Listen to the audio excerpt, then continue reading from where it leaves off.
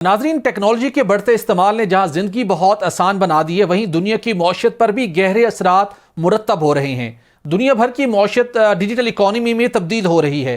2012 سے 2022 تک چین کی ڈیجیٹل معیشت 11 ٹریلین یوان سے بڑھ کر 50.2 ٹریلین یوان تک پہنچ گئی ہے۔ پاکستان میں بھی جس تیزی سے ڈیجیٹل اکانومی کی طرف سفر شروع ہوگا، پاکستان کی معیشت کو اتنا ہی فائدہ ہوگا۔ وفاقی حکومت نے ڈیجیٹل اکانومی کو فروغ دینے کے لیے ایک اہم منصوبے پر کام شروع کر دیا ہے۔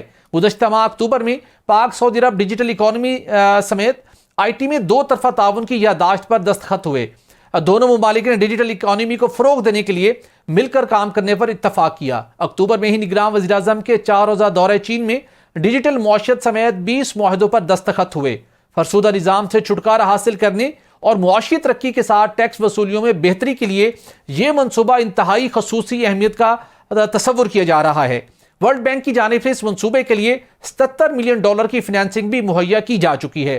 سرکاری اداروں اور کارپوریشنز کی استعداد کار میں اضافہ، ڈیجیٹل سروس ڈیلیوری، شہریوں اور تاجروں کو شفافیت کے ساتھ ڈیجیٹلی خدمات فراہم کرنے میں یہ منصوبہ انتہائی اہم کردار ادا کرے گا۔